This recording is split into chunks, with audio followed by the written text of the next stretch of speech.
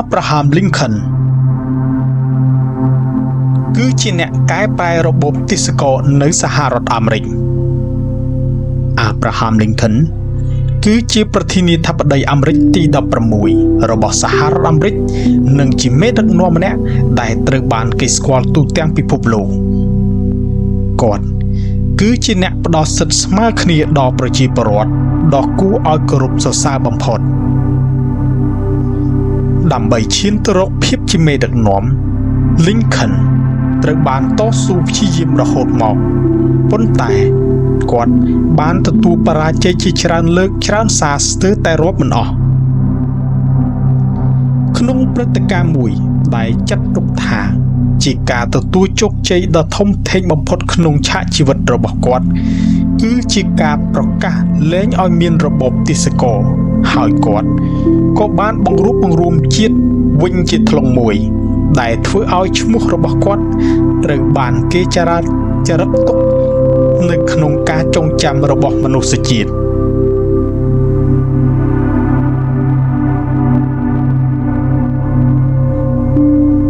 ចូលចិត្តអានសៀវភៅតាំងពីក្មេង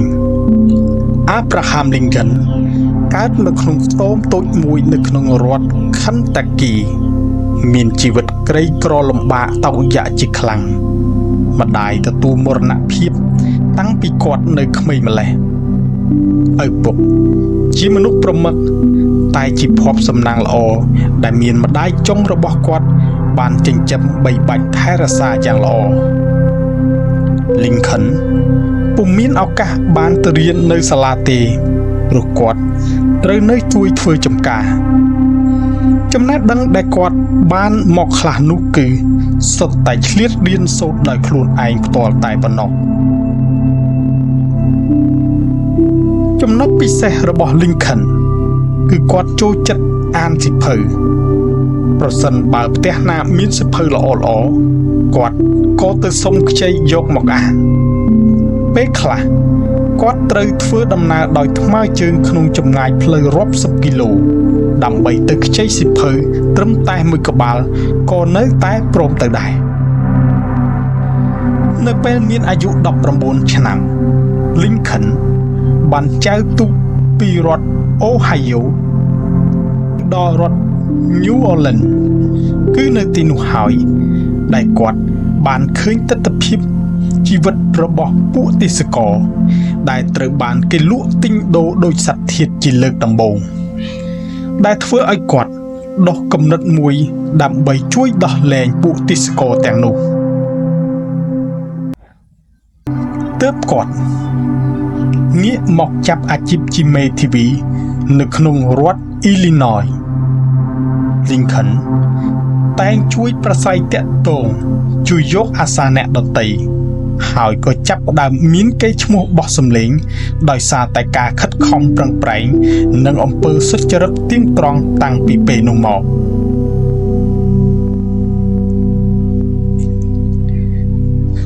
ទទួលតំណែងជាប្រធានាធិបតីដោយចៃដន្យ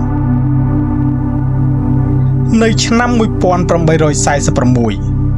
Lincoln បានទទួលការជ្រើសរើសឲ្យធ្វើជាសមាជិកភាពនៅក្នុងទីក្រុង Washington មួយអាណត្តិ តមកនៅឆ្នាំ 1858 គាត់បានឈរឈ្មោះជាបេក្ខជនក្នុងការបោះឆ្នោតជ្រើសរើសជាសមាជិកព្រឹទ្ធសភាតែមិនជាប់ នៅពេលនោះគាត់ក៏ព្យាយាមប្រកាសនយោបាយរឿងការលុបបំបាត់ទេសកល ដោយថ្លែងសន្ទរកថាតាក់ទងទៅនឹងរបបទេសកលក្នុងរដ្ឋផ្សេងៗទៀត រហូតល្បីខ្ទោខ្ទានៅក្នុងសហរដ្ឋអាមេរិក ក្នុងឆ្នាំ 1860 គាត់បានសម្រេចចិត្តចុះឈ្មោះប្រឡងប្រជែងដណ្ដើមតំណែងជាប្រធានាធិបតីនឹងគណៈបក្សសាធារណរដ្ឋ ហើយតែត្រូវបានគេជ្រើសរើសដោយពុំដឹងខ្លួនសោះ ទាំងដែលខ្លួនគាត់ផ្ទាល់ក៏គ្មានអ្វីសំខាន់អាចប្រៀបស្មើនឹងគូប្រជែងតតែសោះ ប៉ុន្តែដោយសារតែខាងគណៈបកប្រជាធិបតេយ្យមានបញ្ហាផ្ទៃក្នុងទើបធ្វើឲ្យ Lincoln ទទួលបានជោគជ័យយ៉ាងច្រើនលើសលប់ ល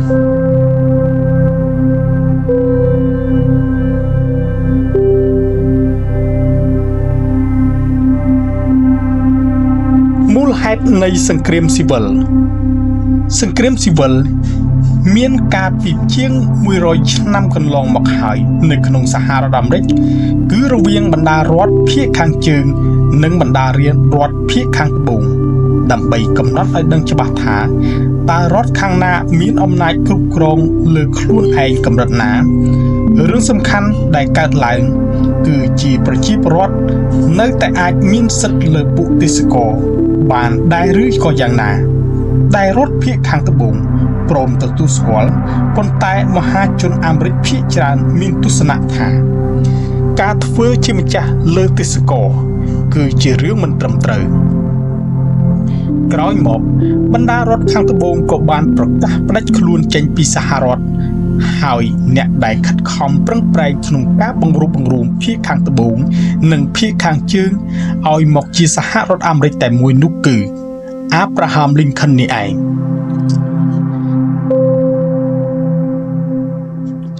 រដ្ឋធម្មនុញ្ញទប់ស្កាត់របបទេសចរដោយសារតែរដ្ឋធម្មនុញ្ញដែលបានចែងថាការជួញដូរទេសចរគឺជារឿងត្រឹមត្រូវតាមច្បាប់ទើបបណ្ដាលឲ្យមានអ្នកដឹកនាំដែលចង់បង្រួបបង្រួមរដ្ឋទាំង13ដែលមានផ្ទៃដីដ៏ធំធេងនេះឲ្យរួមបញ្ចូលគ្នាបានកាន់តែឆាប់ក៏នាំគ្នាខិតខំកែតម្រង់ឲ្យកើតច្បាប់បំបត្តិទេសចរឡើងដោយរំពឹងថារបបទេសចរដែលមាននៅក្នុងរដ្ឋខាងត្បូងគង់តែនឹងរលាយសាបសូន្យដោយខ្លួនឯង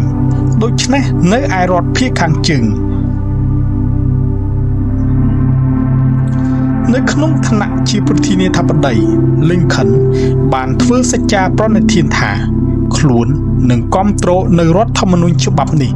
ហើយការដែលគេប្រកាសសង្គ្រាមឡើងនោះគឺដោយសារតែរដ្ឋភាគខាងត្បូងប្រព្រឹត្តផ្ទុយនឹងច្បាប់រដ្ឋធម្មនុញ្ញនេះឯង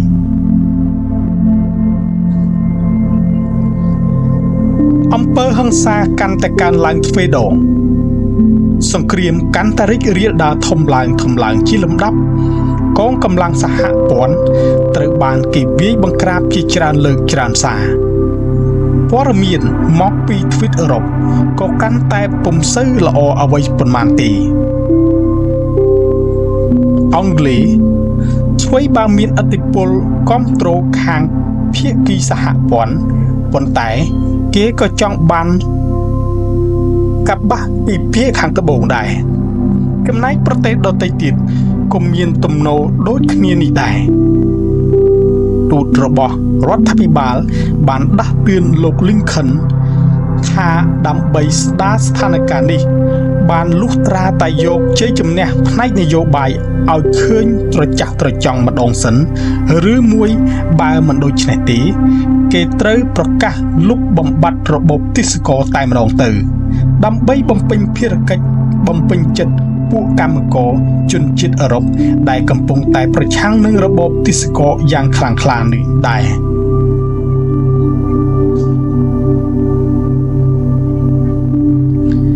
វិធានការចុងក្រោយ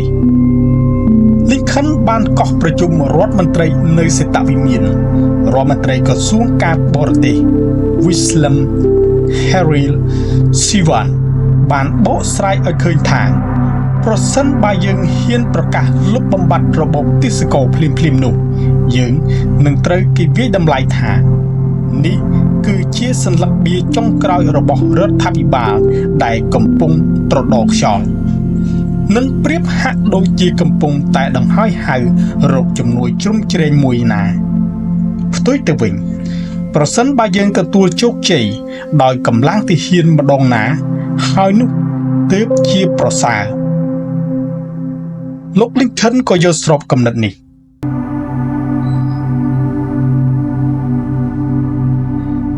រយៈពេល2ខែមកនេះកងទ័ពសហព័ន្ធត្រូវខំប្រឹងត្រដាក់ត្រដរ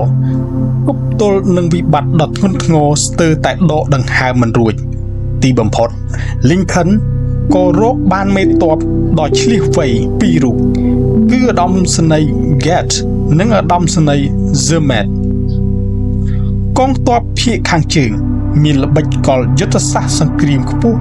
ជាងកងកម្លាំងភាគខាងត្បូងធ្វើឲ្យឧត្តមសេនីយ៍អ៊ីលីមេបញ្ជាការកងទ័ពភាគខាងត្បូងព្រមចុះចាញ់5ថ្ងៃបន្ទាប់មកលោក Lincoln ក៏បានប្រកាសលុបរបបទេសកលចោលដែលជាចំណុចបង្កឲ្យមានភាពចម្រូងចម្រាសយ៉ាងស្រួយស្រាវមួយឡើង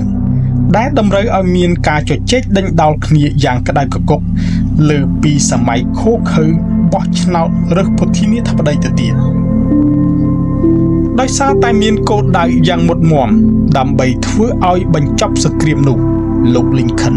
បានថ្លែងពន្យល់និងអត្ថាធិប្បាយយ៉ាងច្បាស់លាស់ថានេះគឺគ្រាន់តែជាការប្រកាសក្នុងជំហានដំបូងប៉ុណ្ណោះការប្រកាសលុបចោលរបបទេសកលនៅថ្ងៃប្រហ័សទី1ខែមករាឆ្នាំ1863បន្ទាប់ពីប្រធានាធិបតី Lincoln ចេញទៅទទួលភ្ញៀវតាមទំនៀមទម្លាប់ថ្ងៃចូលឆ្នាំថ្មីហើយគាត់ក៏ដើរតម្រង់ទៅកាន់តុធ្វើការជាមួយនឹងឯកសារចុងក្រោយនៃការប្រកាសលែងឲ្យមានរបបទេសកលគាត់ទាញបិចមកដាក់លើឯកសារច្បាប់នោះហើយនិយាយជាមួយរដ្ឋមន្ត្រីក្រសួងការបរទេសថាបើឈ្មោះរបស់ខ្ញុំត្រូវចារក្នុងប្រវត្តិសាស្ត្រដោយសារតែទង្វើរបស់ខ្ញុំនៅពេលនេះហើយប្រសិនបើដៃរបស់ខ្ញុំញ័រនៅពេលដែលចុះហត្ថលេខាលុបចោលរបបទេសកលមួយច្បាប់នេះនោះពេលមានអ្នកមកត្រួតពិនិត្យមើលឯកសារនេះគេមុខជាលាន់មាត់ដូចគ្នាថាអាគាត់នឹងស្ទាក់ស្ទើរទេតាទឹកបិចឡើងម្ដងទៀតពោលថាក្នុងមួយជីវិតរបស់ខ្ញុំមិនដែលមានអារម្មណ៍ជឿជាក់ថាបានធ្វើនៅរឿងដែលត្រឹមត្រូវឲ្យស្មើនឹងការចុះហត្ថលេខាលើឯកសារមួយសន្លឹកនេះឡើយបន្ទាប់មកគាត់ក៏ចុះហត្ថលេខាយឺតមួយតែប្រកបដោយថាមពល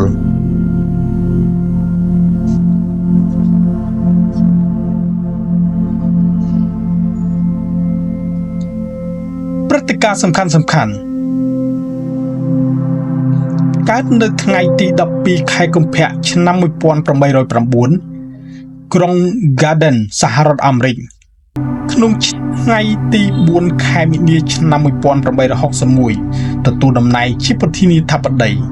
ថ្ងៃទី15ខែមេសាឆ្នាំ1861 Lincoln ប្រកាសកេណ្ឌទេសកលស្ម័គ្រចិត្តចំនួន 75,000 នាក់ដើម្បីធ្វើសង្គ្រាមថ្ងៃទី19ខែមេសាឆ្នាំ1861ចាប់ផ្ដើមប្រតិបត្តិការឡោមព័ទ្ធកំពង់ផែរបស់រដ្ឋដែលបំបែកខ្លួនតែមិនអាចទប់ទល់ការជួញដូរទំនិញដែលត្រូវបានសហព័ន្ធទាំងអស់ទេកោះប្រជុំរដ្ឋមន្ត្រីនៅសេតវិមានដើម្បីប្រើវិធានការចុងក្រោយនៅខែកក្កដាឆ្នាំ1862ថ្ងៃទី1ខែមករាឆ្នាំ1863ប្រកាសឥស្សរភាពដល់ទេសកលក្នុងប្រទេសទាំងមូលខែវិច្ឆិកាឆ្នាំ1864ចប់ឆ្នោតជាប្រធានាធិបតីអាណត្តិទី2ត្រូវគេលួចធ្វើឃាតនៅថ្ងៃទី15ខែមេសាឆ្នាំ1865